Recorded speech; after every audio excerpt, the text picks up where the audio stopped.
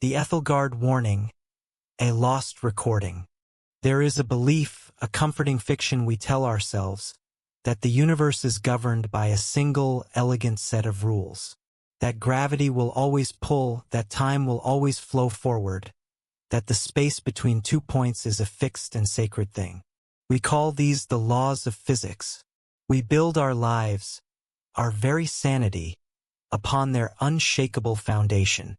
But what if that foundation is not bedrock, but merely a thin crust of ice over an ocean of unimaginable depth?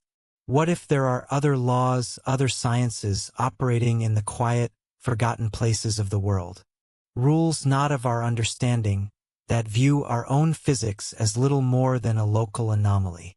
What I am about to share with you is not a ghost story. There are no spirits, no demons, no specters of the dead. In many ways, I wish it were that simple. The truth is far more terrifying, because what happened at the Aethelgard Peak Research Outpost was not supernatural. It was science, a different kind, and we were the unwelcome bacteria in its petri dish. This is not a confession. It is a warning, a protocol for the wilderness you do not know exists. There is a belief, a comforting fiction we tell ourselves, that the universe is governed by a single, elegant set of rules. That gravity will always pull, that time will always flow forward, that the space between 2 points is a fixed and sacred thing. We call these the laws of physics. We build our lives, our very sanity, upon their unshakable foundation.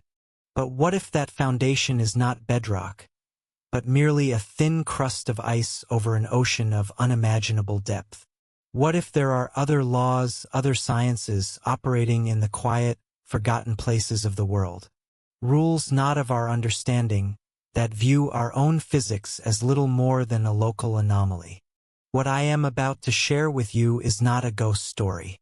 There are no spirits, no demons, no specters of the dead. In many ways, I wish it were that simple.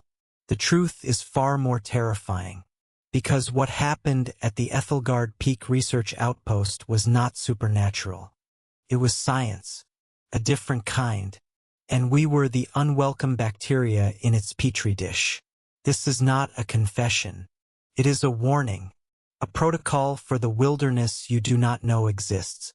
My name was Dr. Eris Thorne. 3 years ago, I was a data analyst specializing in atmospheric particle physics. My world was one of quantifiable certainties, of elegant equations and the predictable, beautiful dance of electrons. It was a world that made sense. I was part of a 3-person team on an 18-month rotation at the Aethelgard Peak Research Outpost. My colleagues were Dr. Lena Petrova, a brilliant biologist and geologist, and the project's architect, the theoretical physicist Dr. Elias Vance. To understand what happened, you must first understand where we were. Imagine the most isolated place you can. Now push that image further into desolation. Aethelgard Peak is a titan of granite and ice, piercing the sky in the most remote stretch of the northern Rockies. Our home and laboratory was a small, state-of-the-art habitat module, a marvel of engineering bolted directly to the rock face at 7,000 feet. It was designed to withstand hurricane-force winds and crushing snowfalls. It was our fortress of science. Outside, a few sensor arrays and a communications dish were our only companions. The dish our sole, fragile tether to the world we had left behind. We were 100 miles from the nearest logging road, and 1,000 miles from anything you might call civilization. We were there, officially, to study the effects of high-altitude cosmic radiation on nascent weather patterns. It was a prestigious posting, a quiet, monastic existence dedicated to the purity of data.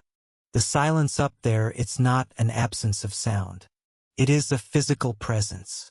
Presses in on you from all sides, a pressure on the eardrums. It scours the mind of the noise of modern life. In the beginning, it was cleansing. It was focus. It was peace. The first 6 months passed in a rhythm of routine dictated by science and the harsh realities of the mountain. Life was a cycle of waking before dawn, running system diagnostics, collecting atmospheric samples, and analyzing the endless streams of data the mountain provided. We shared meals in the small galley, the taste of recycled air and freeze-dried food a constant reminder of our isolation. In the long, dark evenings, we would talk for hours, debating string theory, the ethics of genetic modification, or the simple, profound beauty of a newly discovered extremophile. We were a well-oiled machine, three minds united by a common purpose. Dr. Lena Petrova was our connection to the tangible world. While Elias and I stared at screens, interpreting the mountain as a series of numbers and waveforms, Lena saw it as a living entity. She was a geologist and a biologist, and her hands were always dusted with soil or rock fragments. She could read the history of 1,000 years in the colored strata of a cliff face and see the silent, slow-motion drama of life in the growth patterns of lichen. Her mind was as sharp as the mountain air, but she operated on a level of intuition that Elias and I, in our arrogance, sometimes dismissed. She was the first to notice the small oddities, the subtle deviations from the expected baseline. She logged them meticulously in her field journal. A species of alpine moss, Andrea rupestris, that should grow in random, chaotic clumps, was instead forming a perfect, geometric spiral on a rock outcropping not 50 meters from the habitat. The spiral was as precise as if drawn with a compass. She noted it as a potential example of emergent biological organization in response to unknown environmental stressors. A beautiful, scientific way of saying, "This is weird." Another time, a flock of Arctic terns, thousands of miles off their migratory path, arrived at the peak. Instead of resting and moving on, they circled the summit for 3 days straight, flying in a silent, hypnotic vortex against all evolutionary instinct. On the 4th day, they were gone. We searched for carcasses, assuming they had exhausted themselves. We found none. It was another data point filed under unexplained curiosity. We were scientists, after all. We believed every mystery had a solution waiting to be discovered. We were not yet ready to consider that some mysteries have no solution, only a different, more terrifying question. And then there was Dr. Elias Vance. Elias was a genius. There is no other word for him. His mind operated on a plane of theoretical physics that left Lena and me struggling to keep up. He was the reason we were all there, the reason the funding was approved, the reason our state-of-the-art outpost was built on this specific, godforsaken mountain. His official research into cosmic radiation was, I see now, largely a cover for his true passion. His obsession, a phenomenon he called the whisper. For nearly a decade, our most sensitive deep space radio telescopes had been picking up a signal. It wasn't a message. It wasn't a beacon from an alien civilization. Nothing so crude as the wow signal. This was something else entirely. It was a faint, intermittent, ultra-low frequency harmonic resonance. It wasn't a signal traveling through space from a specific point of origin. Elias's grand and widely mocked theory was that it was the sound of space-time itself, a background hum, an echo of the fundamental laws of the universe vibrating like a colossal tuning fork. Most of the scientific community dismissed it as systemic noise, a ghost in the machine, the sighing of supercooled electronics. But Elias was convinced it was real. He had calculations, terrifyingly complex, that suggested the unique combination of Aethelgard Peak's geological composition and its position in the Earth's magnetosphere would act as a natural amplifier, a place where he could isolate the whisper from the background noise of the cosmos and study it directly. For 6 months, he was a man possessed by a holy quest. He spent 18 hours a day at his custom-built console, a nest of wires and monitors that blinked and glowed in the perpetual twilight of his corner of the lab. He was filtering, amplifying, cross-referencing, trying to catch that ghost. The change, when it came, was insidious. It began not with a bang, but with a series of tiny, almost imperceptible tears in the fabric of our orderly reality. The lights in the main corridor would flicker, but a check of the power logs showed no fluctuation, no surge, no drain. We blamed the bulbs, the wiring, the extreme cold. A torque wrench I had left securely on my workbench in the maintenance bay was found the next morning sitting on the galley table. Neither Lena nor Elias had touched it. We chalked it up to fatigue. At that altitude, with the monotonous routine, memory can play tricks. The human mind is an expert at maintaining its own perceived reality. It will bend, twist, and rationalize to protect itself from the impossible. We were very, very good at rationalizing. But Elias grew stranger. He became more and more withdrawn, his early enthusiasm curdling into a feverish, almost paranoid intensity. He stopped joining us for meals entirely. We would leave a plate for him by his workstation and find it untouched hours later. He would mutter to himself as he worked, phrases that meant little to us at the time. Phase coherence. Nonlinear temporal decay. The resonance is localizing. One night I confronted him. He looked up at me, his eyes wide, pupils dilated, reflecting the green cascade of data on his screens. He looked gaunt, haunted. "Elias, you need to rest," I said, my voice gentle. "You haven't slept in 2 days. The isolation might be getting to you." He just laughed, a dry, cracking sound. "Getting to me? Eris, it's finally coming to me. Don't you see?" He grabbed my arm, his grip surprisingly strong. "The whisper. It's not coming from deep space anymore. I was wrong. It wasn't being amplified by the mountain. It's being generated by it. The signal's origin is local. Impossibly local." He pointed a trembling finger at a complex waveform on his main monitor. "It's coming from the rock, from the very foundations of this outpost." Lena and I were deeply concerned. This was beyond a scientific disagreement. It smacked of delusion, a symptom of severe psychological strain. We held a hushed conference and decided to contact the project supervisor to suggest a medical evaluation.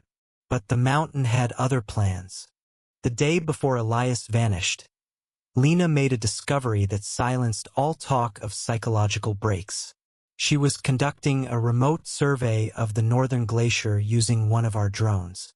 The footage showed a perfect circle in the snow, approximately 50 feet in diameter. Inside the circle, the snow was simply gone. I don't mean it was melted.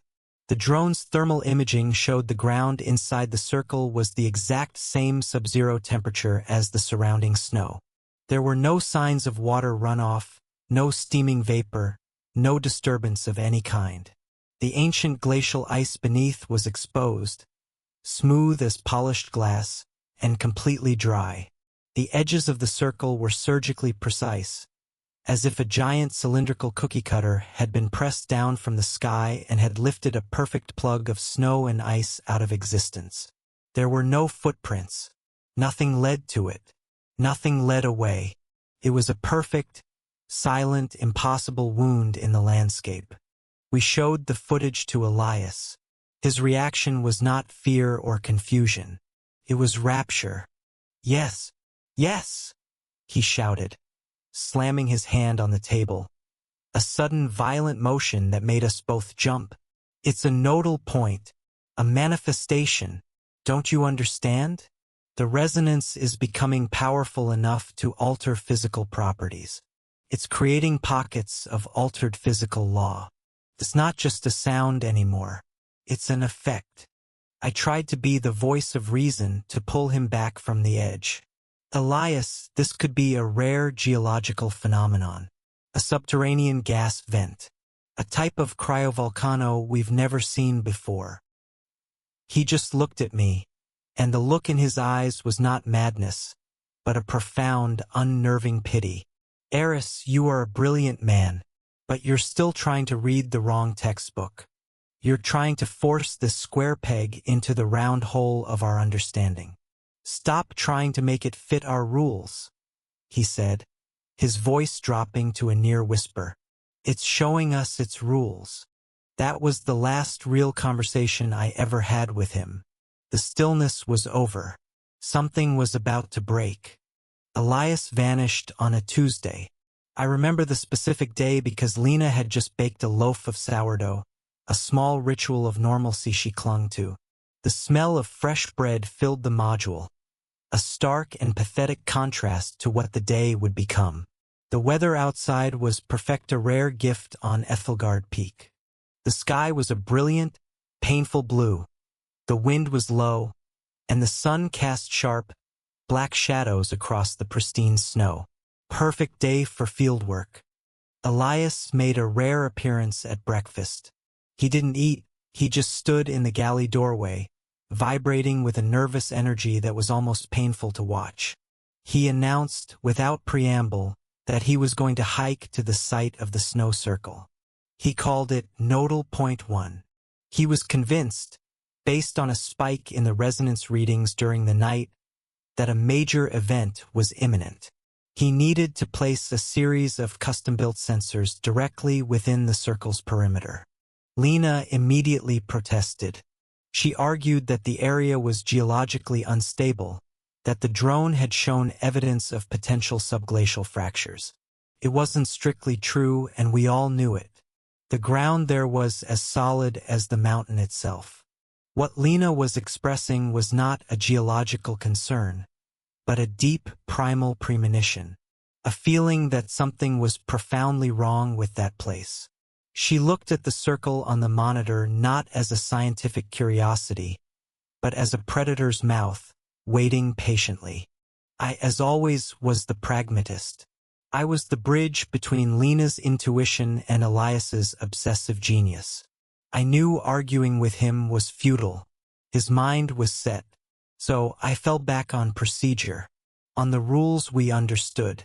You're not going alone, Elias, I said, but he waved me off instantly. No, Eris. The resonance is delicate. Too many biological signatures might disrupt the field. I have to go alone. So I insisted on the next best thing, a strict safety protocol. He had to take a two-way radio, wear an active GPS tracker, and check in every 60 minutes on the hour. No exceptions. He agreed with a distracted smile, his eyes already distant, focused on the world he was about to enter. He packed his gear, a strange collection of humming boxes, coiled copper wire, and quartz crystals that looked more like occult talismans than scientific instruments, and set off. We watched from the observation window as his small, determined figure crunched across the snow, a black speck against the overwhelming white, heading directly for the impossible circle. His first check-in came at exactly 0900 hours, right on schedule. His voice crackled over the radio, not with strain from the hike, but with a breathless, childlike excitement. Eris, Lena, you wouldn't believe it. The air here, it feels thick, viscous, like I'm wading through water. And the light, it's bending. The edges of the circle are distorting the horizon. It's a localized gravitational lensing effect, but there's nothing here to cause it. A pause, filled with the sound of his heavy breathing. I'm setting up the spectroscope. There's something happening to the photons. They're not behaving properly. I think his voice cut out for a second, then returned. I think the whisper is stronger inside the circle. His second scheduled check-in was for 1000 hours. We were in the lab trying to work, but our attention was fixed on the radio and the clock. 10 o'clock came and went. Silence. I picked up the handset. Elias, this is Outpost. Come in. Acknowledge transmission. Nothing. Just the gentle, empty hiss of an open channel. Lena and I shared a worried glance. Radio blackouts weren't unheard of. Solar flares or dense atmospheric interference could disrupt communications temporarily. We told ourselves that's what it was. We decided to give it 30 minutes. It was a professional, logical decision.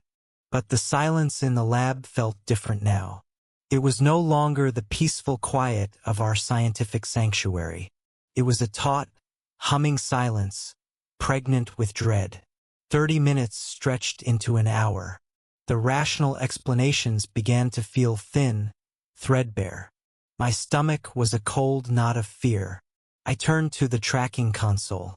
His GPS beacon was still active, a single, steady green dot blinking calmly on the map. It showed his position, unchanged, right in the geometric center of the snow circle. He was there. He just wasn't answering. At 11:30, I couldn't wait any longer. I made the call. Lena, suit up. We're going out. The hike to the nodal point took us just under an hour. Every step felt heavier than the last. The air grew strangely still, and the low, subliminal hum that Elias had been chasing seemed to rise up from the ground itself, a vibration we felt in our teeth and bones. The world felt muted, as if we were walking through a photograph. We crested the final, icy ridge, and the circle lay below us. It was exactly as the drone had shown it, but seeing it with our own eyes was profoundly unsettling. It was an act of impossible geometry carved into the world. Perfect violation. Elias's footprints were starkly clear in the snow, a single line of tracks leading directly to the edge of the circle. And then they stopped. We stood there for a long time, just staring, our minds refusing to process what our eyes were seeing. His tracks led to the edge. They did not enter the circle. They did not turn back. They simply ceased to exist, as if he had reached an invisible wall and been lifted straight up into the sky. There were no tracks inside the circle. None. Not his, not an animal's, nothing. Just the unervingly smooth, dry, ancient ice. We walked the perimeter, our own boots crunching loudly in the dead silence. There was no sign of a struggle, no other footprints. His scientific pack was there, sitting neatly just inside the perimeter, the sensors he had brought still packed within. His radio, its green power light still blinking, was clipped to the shoulder strap. But of Elias Vance, there was no sign at all. We called his name until our throats were raw. Elias! Elias! Our voices felt small and thin, swallowed instantly by the immense, indifferent landscape. It was like shouting into a soundproofed room. He couldn't have fallen into a crevasse. The ice was solid and thousands of feet thick. He couldn't have been airlifted out. We would have heard a helicopter for 100 miles in this silence. He was simply gone. Erased. We returned to the outpost in a state of numb shock, carrying his pack between us like a holy relic. The logical part of my brain, my scientific mind, was frantically cycling through possibilities. A rare weather event, a plasma discharge, a sudden catastrophic aneurysm. A psychological break where he'd thrown his tracker and pack and was now hiding somewhere on the mountain. But none of them fit the scene. None of them explained the tracks that stopped at an invisible line. The sheer, placid, non-violent impossibility of it all was the most terrifying part. That night, as a real storm finally began to brew outside, the phenomenon followed us home. The true strangeness began. I was at Elias's workstation, trying to access the data from the sensors in his pack, desperate for any clue, any reading that could explain what had happened. Suddenly, the main comms console, which had been silent all afternoon, crackled to life. My heart leaped. It was Elias's voice, clear as day. Eris, Lena, you wouldn't believe it. The air here, it feels thick. It was the exact recording of his 0900 check-in. Played through once, then the console fell silent. Lena and I stared at each other. Perhaps a delayed signal, we thought, bouncing off an atmospheric layer. 5 minutes later, to the second, it played again. The same words, the same excited, breathless tone. And again 5 minutes after that, like a grotesque clockwork. I ran to the system logs. My blood ran cold. There were no incoming transmissions. No signal was being received. The system was playing a data file from its own memory banks. A file that, I confirmed, did not exist on any of our servers. It was as if the outpost itself, the very code that ran the habitat, was remembering his last words and playing them back for us, an echo trapped in the machine. In a fit of desperate frustration, Lena walked over and physically unplugged the console from the wall socket. The voice stopped. The ensuing silence was somehow worse. We were sitting in the galley, the hum from the mountain now seeming to seep through the very walls of the habitat, when Lena let out a small, sharp gasp. Her face was chalk white. She was pointing down the main corridor that led from the lab to our living quarters. "Eris," she whispered, her voice trembling. "Was that door always that far away?" I looked. The corridor seemed normal to me, perhaps a trick of the dim lighting. "What do you mean, Lena? It's the same hallway." "No," she insisted, her eyes wide, locked on the far door. "It's longer. I know it is." To appease her, to prove that our minds were playing tricks on us, I fetched the laser measurer from the workshop. I knew the specs of this habitat by heart. I had calibrated every sensor, measured every surface during our initial setup. That corridor was precisely 12 meters long. I placed the measurer on the lab side wall, aimed its red dot at the far door, and pressed the button. I stared at the glowing red number on the small LCD screen, but my brain couldn't form a coherent thought. It felt like trying to read a sentence written in a language I'd never seen. The number was 14.7. I reset it and measured again. 14.8. Again. 14.6.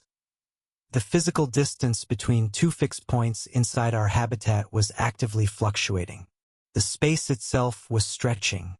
I felt a wave of profound vertigo, a fundamental disconnect from the ground beneath my feet. This wasn't an optical illusion. This was a violation of the most basic principles of geometry. We were trapped in a box that was changing its shape around us, on a mountain that was humming an alien tune, haunted by the ghost of a man who had vanished into thin air. The word supernatural fluttered at the edge of my mind, a tempting, easy port in a storm of cognitive dissonance. But then Elias's last words to me echoed in my head, clearer than his phantom radio call. "Stop trying to make it fit our rules. It's showing us its rules."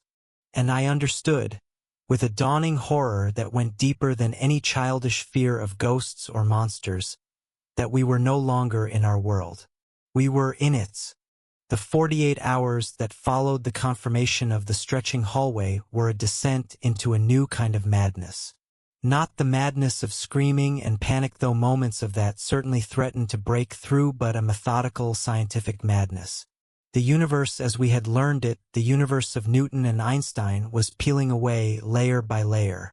And beneath it was a set of mechanics so alien, so profoundly counterintuitive, that our minds, trained to find order, struggled to even process the chaos. We realized we were not being haunted. We were not being attacked.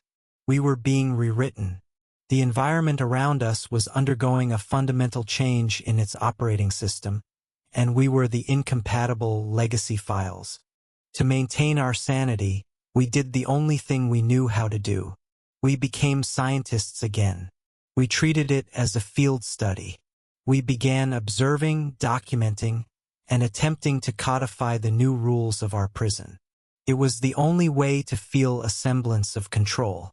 We began to identify what we called the axioms of the Aethelgard resonance, the fundamental, undeniable laws of this new reality that had been imposed upon us. Axiom 1. Time is malleable. We gave it a clinical name, temporal elasticity. Elias's repeating radio message had been our first clue, but the phenomenon rapidly grew more overt. Clocks, our most trusted arbiters of a constant reality, became suggestions. My own digital watch, a high-end chronometer certified for extreme environments, would suddenly race forward, skipping minutes at a time.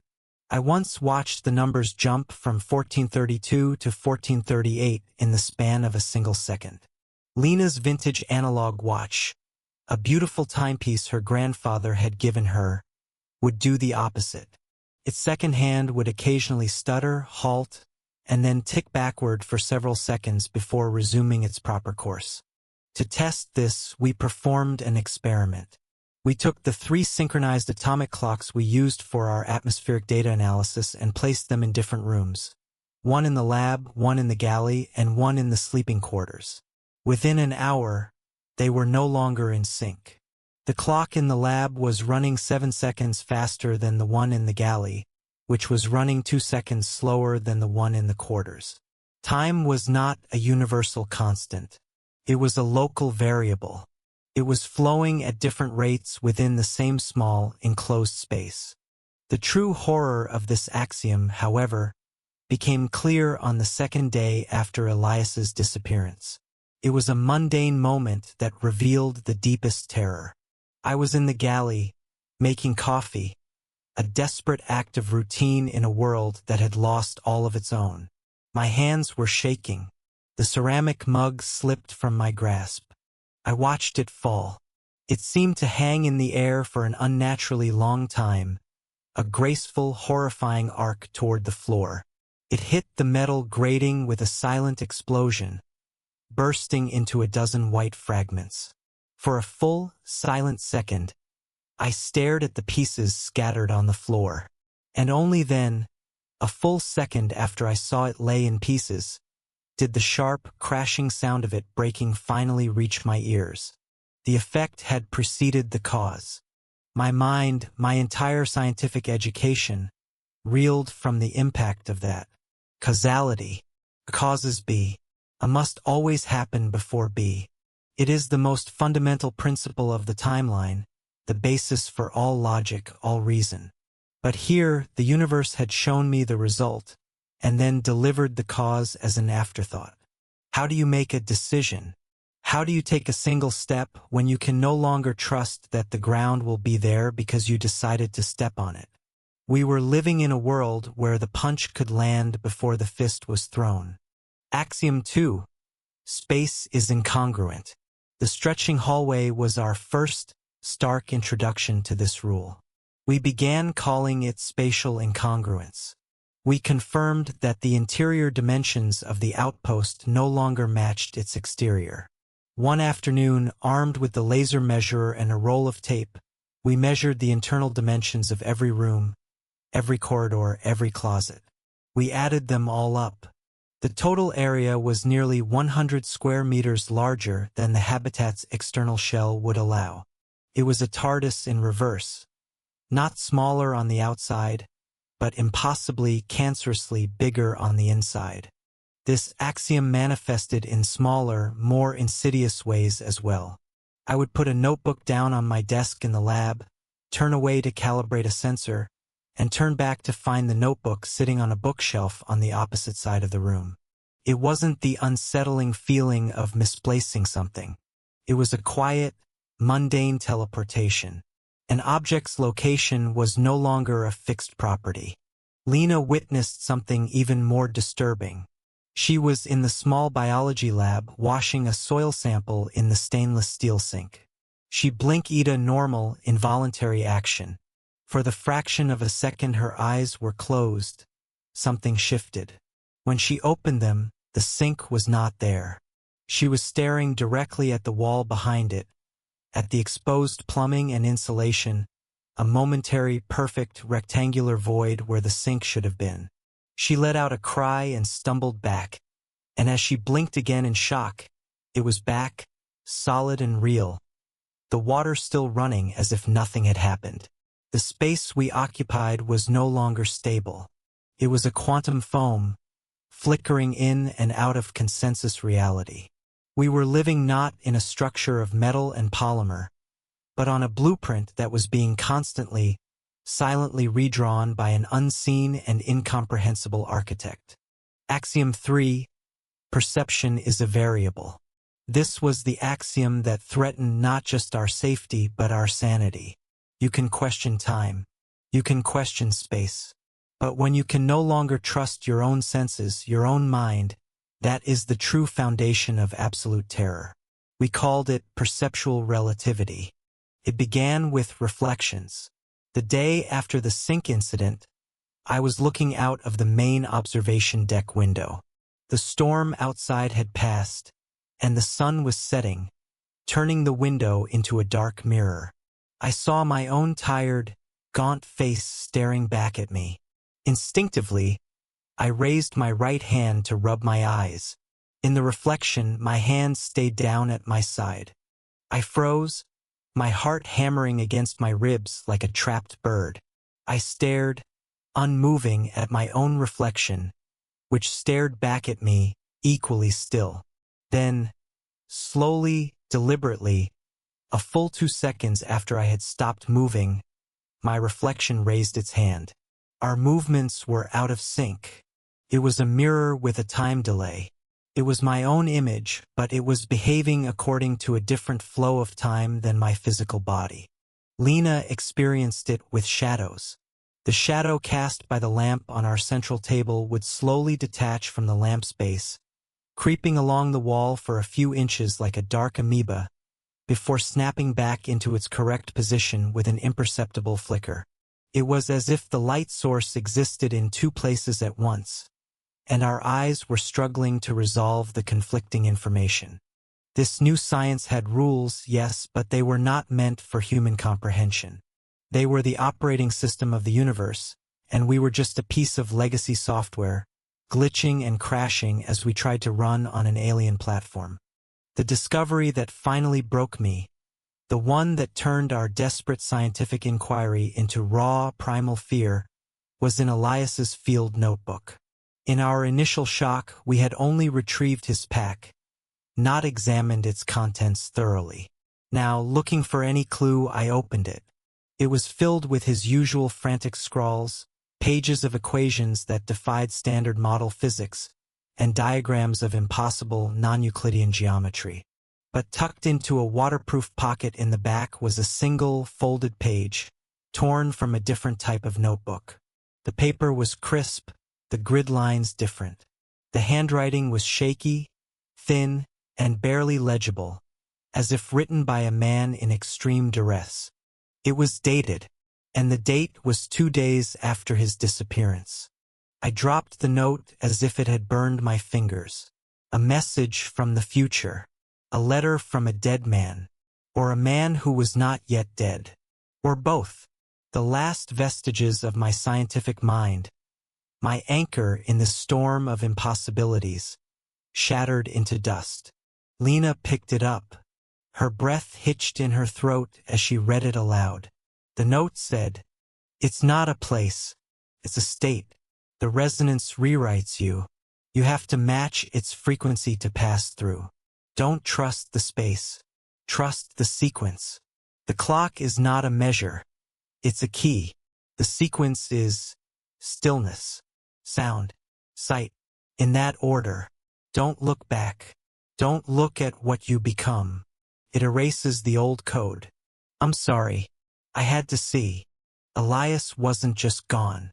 He had stepped outside of linear time. He was lost somewhere in the storm of temporal elasticity and spatial incongruence. And his note, it wasn't just a message. It was a set of instructions, protocol, a way to navigate the new physics. He had found a way through. But what was on the other side? And what, in God's name, did he mean by "don't look at what you become"? As we stood there, holding that impossible message, the hum from the mountains suddenly grew louder, deeper, a resonant tone that we could feel in our bones. The lights in the outpost began to flicker violently, not with a power issue, but as if the very concept of light was struggling to exist. The walls groaned around us, the sound of stretching metal and something else, something fibrous and organic. The Aethelgard resonance was no longer a passive phenomenon to be observed. It had become active. It was focusing on us. And Elias's cryptic, terrifying note was our only hope. We didn't know what it meant, but we knew with absolute certainty that we were running out of time. Or rather, time was running out on us. The outpost was dying. Or perhaps it was being born into something new. The distinction no longer mattered. The low, resonant hum from the mountain was no longer a background noise. It had escalated into a deafening, all-encompassing drone, a physical pressure that vibrated through the floor, up our spines, and into our skulls. The very walls of the habitat had begun to lose their solid state. They shimmered, the hard lines of the metal panels blurring like a heat haze on a summer road. The air grew thick, heavy with the sharp, sterile scent of ozone and something else beneath it, something metallic and cloyingly organic, like the smell of blood and static electricity combined. We were trapped. I threw my shoulder against the main airlock door, but it was useless. It wasn't locked. It felt as if it had been fused into the wall itself. The comms were dead. But the most terrifying change was the windows. They no longer showed the familiar, desolate beauty of the mountain outside. They now looked out into a swirling, chaotic vortex of bruised purple and absolute black, a direct and nauseating view into the engine room of this new reality. The spatial incongruence was accelerating catastrophically. The geometry of our world had become a fever dream. Lena screamed my name from the galley, and I found her pointing at her own bunk bed, which was now inexplicably in the middle of the kitchen, half-phased through the table. My main data terminal, a 200-pound piece of equipment, was fused halfway into the ceiling above my desk, its screen flickering with impossible colors. In the midst of this collapsing reality, we had one thing, one artifact of hope, Elias's note. It was no longer a mystery to be studied. It was our scripture, our schematic for survival. I pulled the crumpled page from my pocket. Lena huddled close, both of us finding a strange, solid reality in that single piece of paper. I recited the words, shouting to be heard over the drone. Stillness, sound, sight. In that order. It was a sequence, protocol, a series of commands to be entered into an alien system. The clock is not a measure. It's a key, Lena shouted back, her mind, like mine, clinging to the logic of a puzzle. We both turned to look at the large analog clock in the main lab. In the midst of the temporal chaos, it was the only thing that displayed a semblance of order. Its minute and hour hands were spinning wildly, unmoored from their mechanism like frantic compass needles in a magnetic storm. But the long, thin second hand, it was still sweeping. A smooth, steady 60-second rotation. A perfect, constant rhythm in a world that had none. Stillness, I said. A flash of desperate insight cutting through my panic. He doesn't mean we just stop moving. Look at the clock. The second hand. It's the only constant. He means stillness relative to the chaos. We have to synchronize ourselves with it.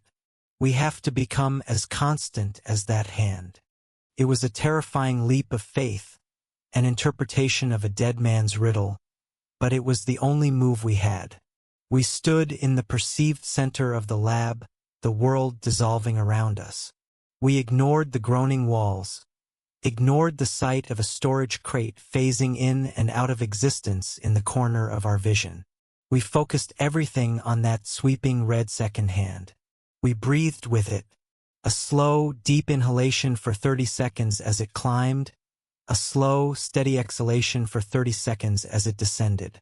We forced our bodies into a state of absolute, meditative calm, matching our heartbeats, our very biology, to the clock's steady rhythm.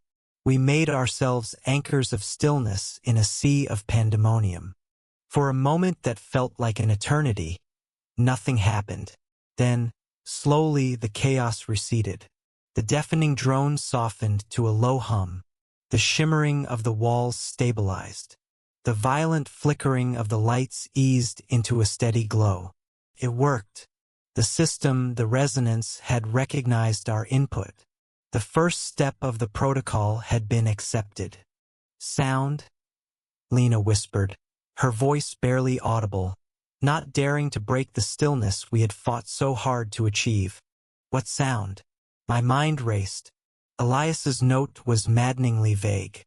But he was a physicist, a man obsessed with harmonics and frequencies. He wouldn't mean just any sound. He would mean a specific, resonant frequency. The frequency, the whisper. Breaking my meditative state, I scrambled to Elias's workstation, which was thankfully still intact and operational. My fingers, slick with sweat, flew across the keyboard, pulling up his final research files. And there it was, isolated and highlighted in his last saved log. The core frequency of the whisper that he had finally successfully isolated from the rock itself. 33.3 hertz. A low bass hum on the very edge of human hearing. The very sound the mountain was now making. He wasn't running from it. I breathed, the realization hitting me with the force of a physical blow. He was trying to match it. Using the lab's powerful audio signal generator, I input the frequency. I looked at Lena. Her eyes were wide with a mixture of terror and absolute trust. "When I turn this on," I said, my voice steady despite the tremor in my hands, "don't react. Don't speak. Just listen. Absorb it. We have to become part of the sound." She gave a single, sharp nod. I engaged the generator. A low, deep hum filled the room, perfectly matching the drone from outside. It was a sound felt more than heard, a vibration that resonated in our chests, in our skulls, in the fluid of our eyes. It felt as if every molecule in our bodies was being shaken, tuned like a guitar string by an invisible hand. This was the sound phase. We were broadcasting the correct frequency, announcing ourselves to the system in its own native language. The effect was immediate, absolute, and terrifying. The metal floor beneath our feet dissolved, not into a gaping void, but into a pattern. A vast, intricate, and impossibly complex geometric lattice of pulsing blue light, stretching out into an infinite, three-dimensional grid. We were no longer standing in the outpost. We were standing on the bare, exposed grid of reality itself. The source code of physics laid bare. It was the most beautiful and the most horrific thing I have ever seen. "Sight?" I choked out, the word feeling clumsy and primitive in this place of pure math. "The last step. Don't look back. Don't look at what you become." In front of us, the lines of the light grid coalesced. They flowed together like liquid mercury, forming a solid, stable pathway, a bridge of coherent energy that cut through the roiling chaos of non-reality that surrounded us. It was a doorway, an exit. "Don't look at what you become," Lena repeated, her voice a ghost in the vastness. "Eris, what does it mean?"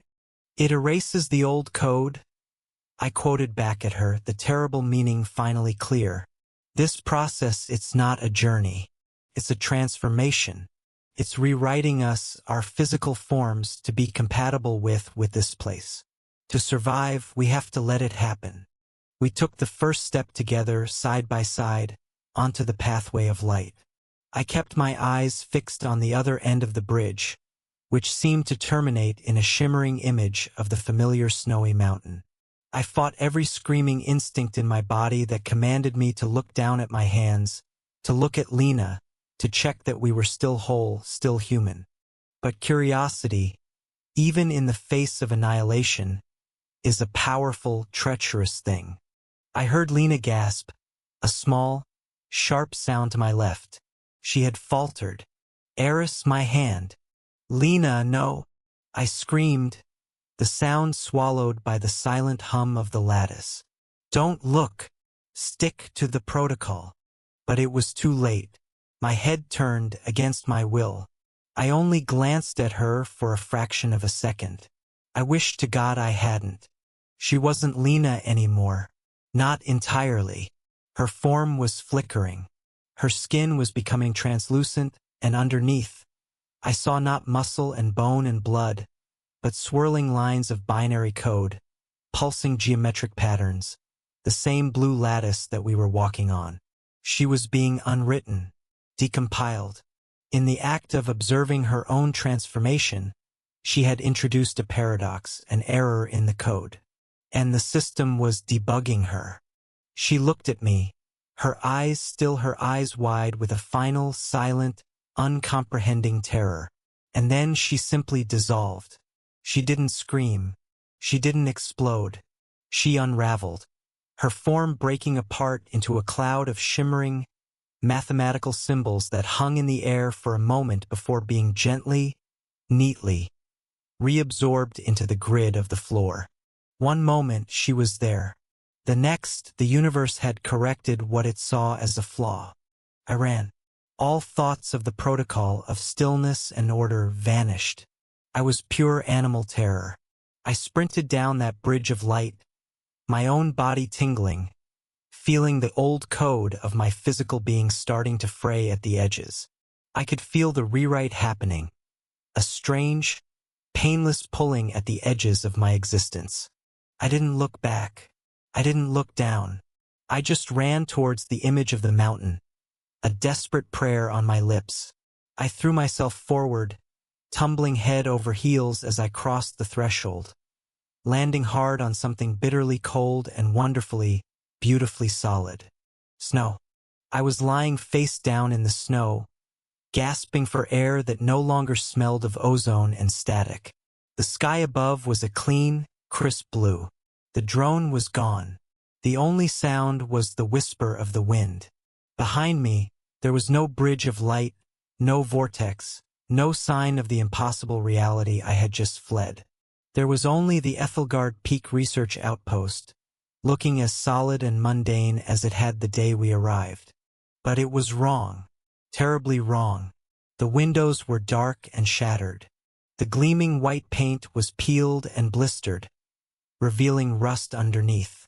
The sensor arrays were bent and twisted, crippled by what looked like decades of brutal weather they had not yet endured.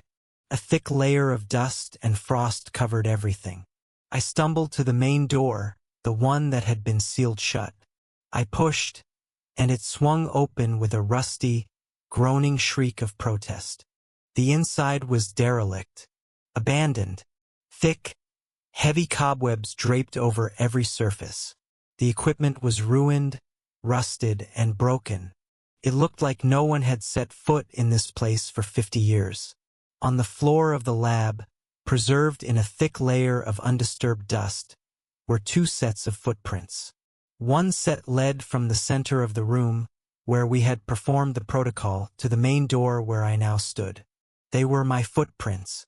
The other set, right next to mine, simply stopped halfway across the room. Lena's. I had escaped, but I had not escaped to the world I had left behind. The resonance hadn't just moved me through space. It had thrown me through time, and it had taken Lena as payment for the journey.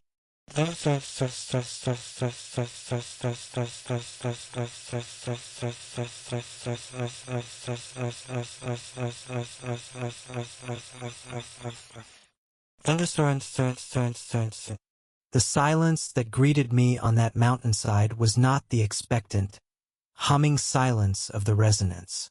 This was a different kind of quiet. This was the dead, empty silence of a tomb. The air was thin and clean, free of ozone and the scent of impossibilities. The mountain was just a mountain again. The physics were ours again. And in that moment, the return to normalcy was the most alienating feeling of all. Getting down from Aethelgard Peak was an ordeal of its own. It was a brutal epilogue to a story that should have ended. The state-of-the-art equipment inside the derelict outpost was useless, a museum of corroded metal and shattered glass. My own high-tech gear was gone, erased with the reality that I had left. I survived by finding a forgotten locker of emergency rations, freeze-dried packets, and protein bars, whose expiration dates were a chilling confirmation of the truth. They had expired 35 years ago. The journey took me nearly 2 weeks of stumbling through a wilderness that was both familiar and terrifyingly new. I was haunted by the memory of Lena dissolving into pure information, and by the maddening, unanswerable question of Elias's fate. Every gust of wind sounded like the start of the hum. Every strange shadow seemed to detach from its owner. I was a man forever looking over his shoulder for the rules of the world to change again. When I finally stumbled into a remote logging town in British Columbia, I was a ghost, gaunt with a wild beard, dressed in the tattered remains of my 21st century thermal gear. I must have looked like a man who had been lost in the woods for months. They gave me food, water, a place to rest. They were kind, and they listened with patient pity as I tried to explain who I was. I told them my name was Dr. Eris Thorne. I told them about the outpost, about Lena and Elias. No one had ever heard of us. At the local library, my hands trembling so violently I could barely use the keyboard, I searched the digital archives. I searched for our names. I searched for the Aethelgard Peak Research Project. I found it. A single digitized newspaper article from a Seattle paper. The date at the top of the screen read October 19, 1978. The headline was simple: Tragedy on Aethelgard Peak. 3 scientists lost in freak storm. I read the words, but my mind refused to accept them. The article stated that the newly commissioned Aethelgard Peak Research Outpost, an ambitious high-altitude project, had ceased transmission during a sudden and unexpectedly violent storm. A later aerial survey revealed a catastrophic structural failure. The bodies of Dr. Eris Thorne, Dr. Lena Petrova, and the brilliant young project lead, Dr. Elias Vance, were never recovered. They were presumed dead, lost to the unforgiving wilderness.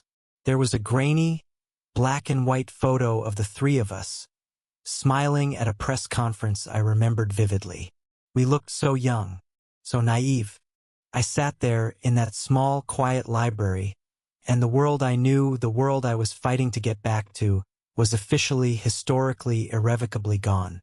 I am a ghost, a man out of time, a relic from a timeline that had been erased for everyone but me. I have no identity, no social security number, no bank accounts, no family who would recognize a man who was now, by all rights, in his 70s. The world I knew is buried under 50 years of history I never witnessed. I could not go to the authorities. I could not go to the scientific community. To them, I am an impossibility, a fraud or a madman. My warning would be dismissed as the intricate, detailed raving of a traumatized mind. They would lock me away in a quiet room, and the truth would be locked away with me. But I know what I saw. I have the knowledge, a terrible and unwanted enlightenment that I must now carry alone.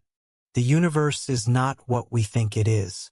Our science, our mathematics, our perception of a singular, linear reality is all a local custom.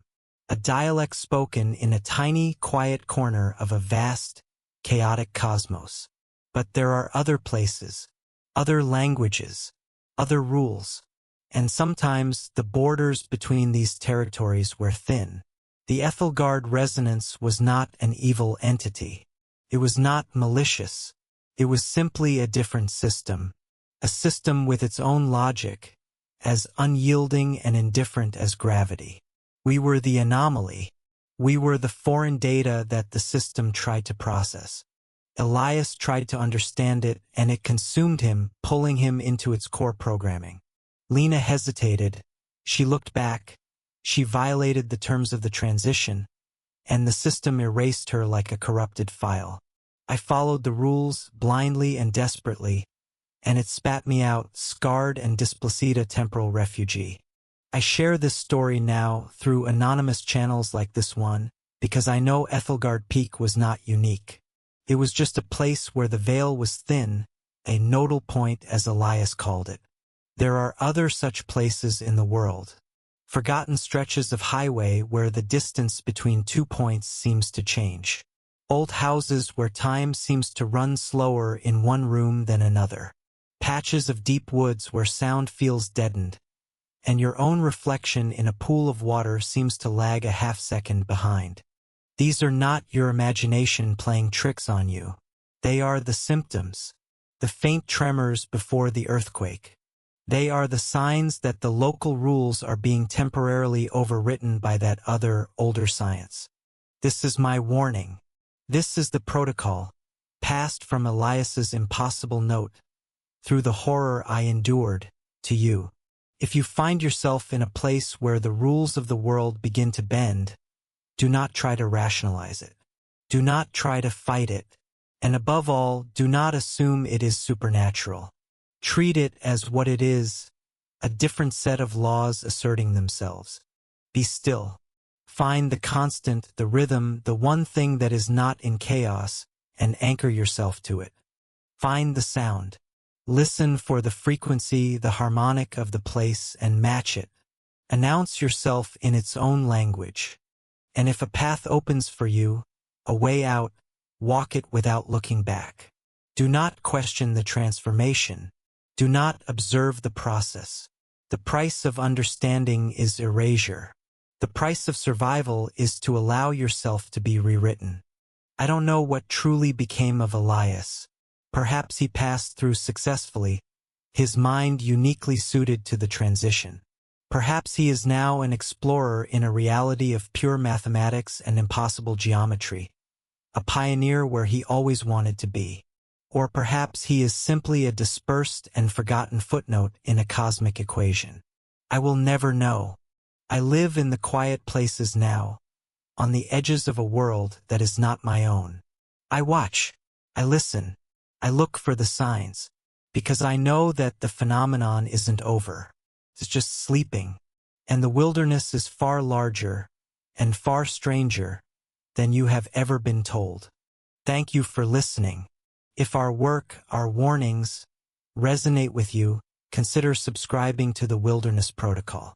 There is more to know, and the quiet places have many more stories to tell. Stay safe, and question the reality you inhabit.